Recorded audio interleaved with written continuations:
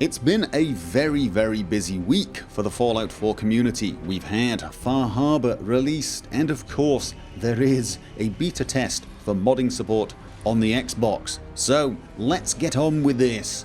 Welcome to episode 24 of the Fallout 4 Mod Vault.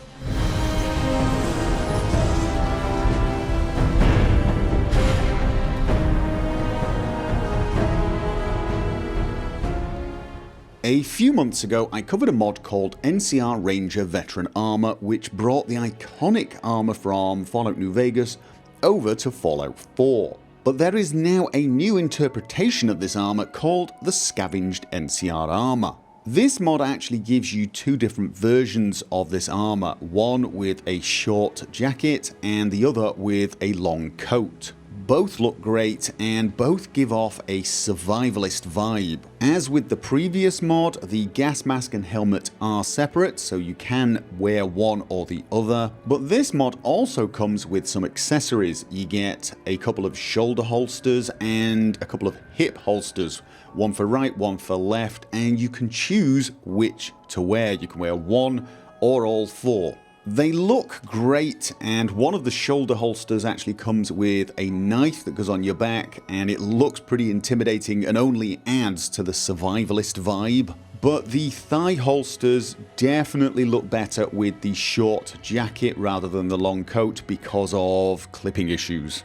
The stats for the armor are very good indeed. You get 100 damage resistance and 65 energy resistance, as well as a little rad resistance just from the coat. The helmet gives you a little more, and the gas mask really does help with radiation. And you can actually wear armor on the outside of it, so it's acting as though it were under armor, which I think is probably a little overpowered, and it does cause horrible clipping, so I would generally not do that if I were you. The items can actually be upgraded, both with the normal linings, for example shielded lining, and with ballistic weave if you have that, which is a little overpowered. I managed to get a damage resistance of 405, an energy resistance of 395, and rad resistance of 140 wearing just the coat, helmet and gas mask. But I also seem to be able to add both armor upgrades and ballistic weave to the holsters. Now the base holsters do not add anything, they're purely cosmetic. They add a tiny bit of weight, but they do not actually add anything to your stats. However, once you've upgraded them with things like the weave, which will give you 110 damage resistance per item, I'm getting 845 damage resistance, 895 energy resistance, and that's without any other armor pieces. If I add the rest of my armor pieces, which I can do, I can get it to 947 and 1000 energy resistance. That is obviously ridiculously overpowered because you're not in power armor, and I suspect that is an omission. So, you know, if you're going to use this mod and the mod author doesn't change it, I would exercise some discretion when upgrading this. I'm not totally sure this should be classified as under armor so that you get the extra armor pieces, and I'm not totally sure it really should benefit from ballistic weave. This thing is heavily armored to start with, and you can add things like shielded lining, which in itself seems perfectly reasonable and pretty damned powerful. Putting the balance issues aside for a moment, this is a great looking set of armor, and of course people are going to be asking, well, which one is best, which one should I use? And that is going to come down to personal preference. They're both great mods and they add slightly different interpretations of the Desert Ranger armor, and honestly I like both. Are you fed up of wearing the Pipboy on your left wrist? Do you want it gone? Are you wearing a piece of armor like this that clips really badly with the Pipboy and you just want it gone? Or you just want it gone anyway because it's big and it's heavy? Well, don't worry, there are a couple of solutions. The first solution is actually quite an old one, and it's a mod called Pipboy Zero. And it turns the Pipboy into a piece of, well, apparel that you can take on and off. Before I take it off though, I'm going to hotkey it. And there is a reason for this. If I take it off now, you'll see that it has disappeared. I cannot see anything. And if I close my Pip-Boy, that's great. I now have no clipping and I look very, very cool. But when I open the Pip-Boy, well, I'm looking at my wrist. So what I have to do beforehand is press the hotkey, bring the ugly Pip-Boy back, and then open the Pip-Boy and everything works as normal.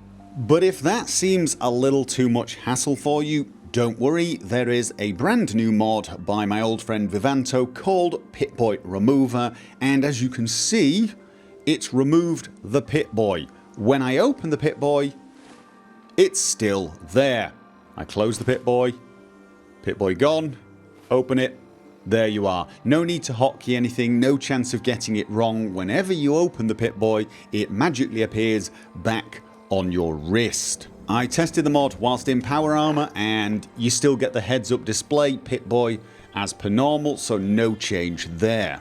And it really is that simple. Just open the Pip-Boy, it's there, close it, it's gone. Open, it's there, close, it's gone. You can't get easier than that, but it makes such a difference if you think the Pip-Boy is hideous or it's got that horrible clipping with some suit of armor you're wearing.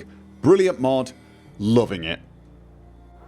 This next mod is the sort of mod I absolutely adore. It's called the Red Wave and it's a boat, as you can see. And it acts as a player home and a mode of transport. Those of you who follow my Fallout New Vegas Let's Play are probably immediately thinking of the van, and it's actually a very similar concept. You find the boat near the Shamrock Tap House and it is immediately available for your use. You have a cabin, I believe is the nautical term, forgive me if I am wrong. This is where you can actually take control of the vehicle and take it places. You have a sort of lounge area, complete with a radio, and you even have a small bedroom with a trunk. There is even a firing range of sorts.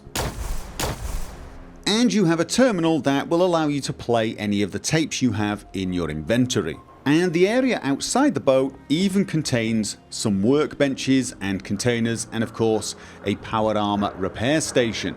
But what makes this mod so great is this, the ship wheel.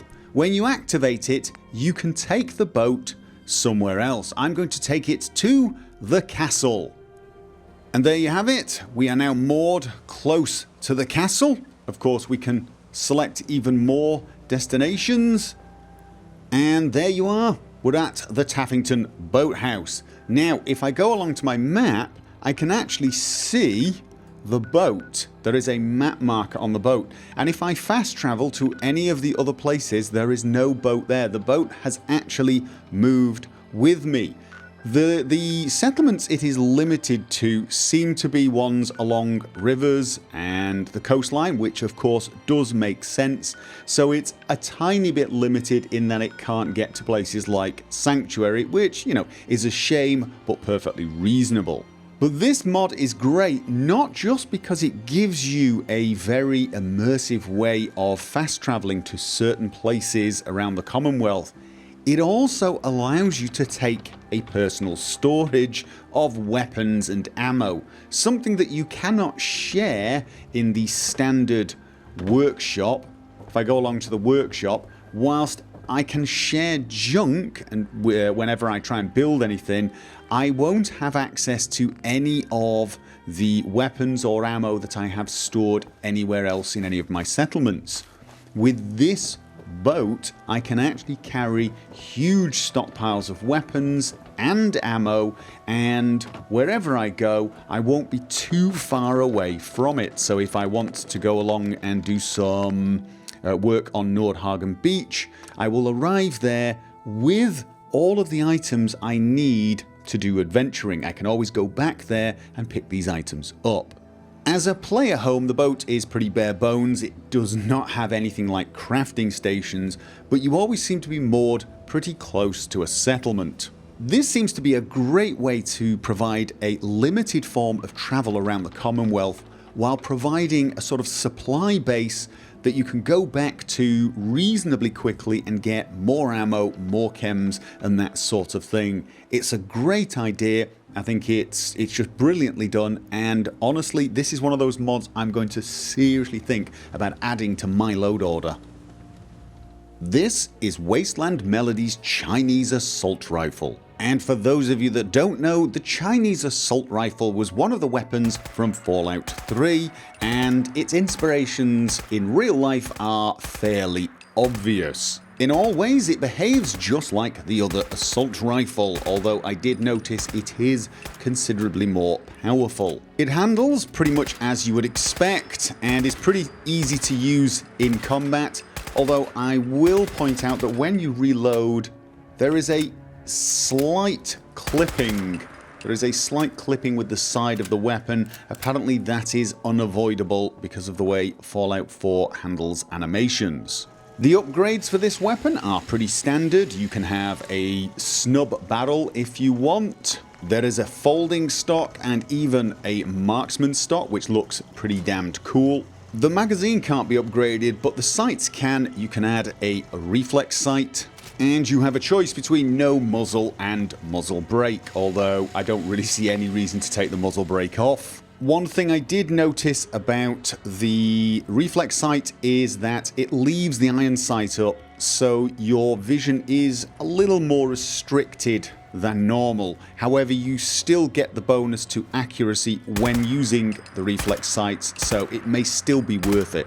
This is a great assault rifle actually. It's very powerful, it's pretty easy to use, and of course if you want to have a little bit of that Fallout 3 nostalgia, this weapon is definitely going to deliver. And finally, a mod called Everyone's Best Friend. A mod that will let you take any companion and Dogmeat at the same time. That's right, you can have Codsworth and Dogmeat along at the same time, twice the firepower, and of course, twice the carrying capacity. Not that the dog can carry much anyway. Apparently this is how it was supposed to have been from the start. Hey. Yes, head over you were there. supposed to be able to take any of the companions along with Dogmeat. Over here. As you can see, I can command them separately. Go there. Stand next to each other. Hey. Move them apart.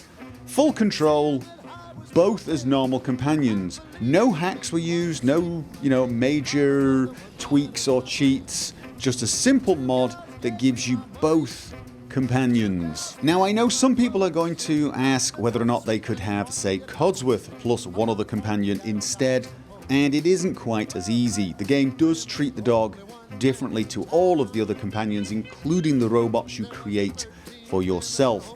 As the mod author says, this was probably something that was intended from the start. I'm sure many of you can think of a number of situations where it would have made sense to have both the dog and one other companion for certain quests. So this just feels right.